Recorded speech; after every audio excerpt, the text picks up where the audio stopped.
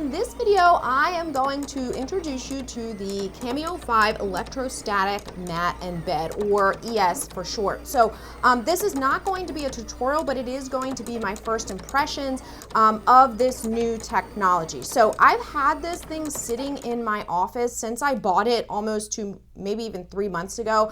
Today was finally the day that I got it out and got ready. So what you have here is not a whole lot of directions, but it does have a QR code on the box. And so I thought, okay, let me just figure out exactly how this works, since there's really not much information that comes with it. Unfortunately, that QR code leads you to set up your Silhouette CAMEO 5, which I assume you already have. There is really no information here on the ES base. I actually did end up tracking down a PDF file that is for the manual for this, so that also helped as well. And of course, I will have full tutorials for you in other videos. Along with the base, you are also going to get this plastic sheet. It's a piece of vinyl. It is supposed to be nice and flat. You don't want any bubbles. Unfortunately, mine came pretty wrinkled.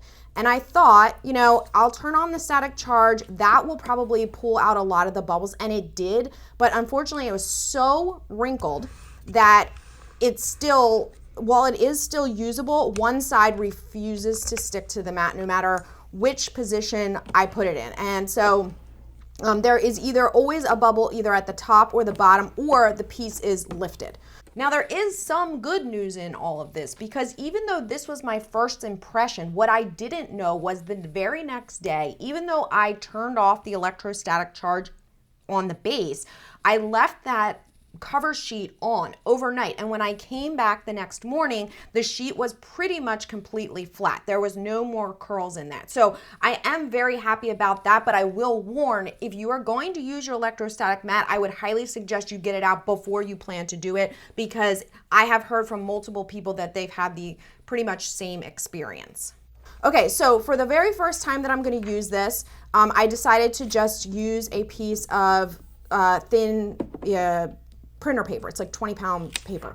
So this, as you can see, it sticks right to it. That static charge does hold the paper pretty well. It's hard to see on video, but it does work pretty well. Now, one of the reasons that I wanted to read some directions was because it's not clear how to load this. So what I did, and what you're supposed to do, is push the base of the mat in so that it hits right up against the rollers on the CAMEO 5. Once you do that, then you hit the load button, and the rollers are supposed to pull it in the full way. It does not work like that. I've tried it every which way. It doesn't load that way. What I did discover, though, is if you do not have this right roller exactly lined up correctly, it will not load in. However, if you move it so that that right roller is exactly along the margin, then press the load button, it pulls it in exactly as it's supposed to. Okay, so I practiced cutting. Something I always do is just use something super quick, simple. As you can see here, the mat is there, the cover there is folded up at the bottom.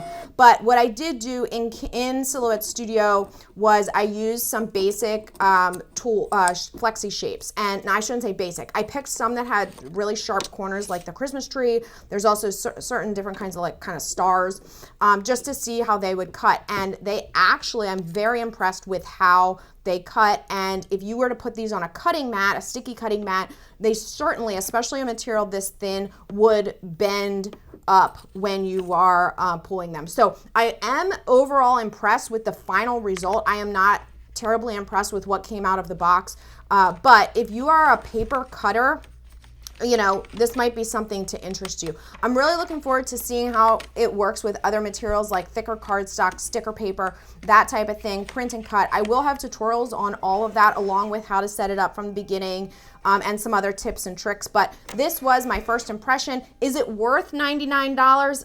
I mean, I shelled it out for it, but really just to show you guys. I probably would stick to the mat myself, but I'm also not a big paper cutter, so you decide.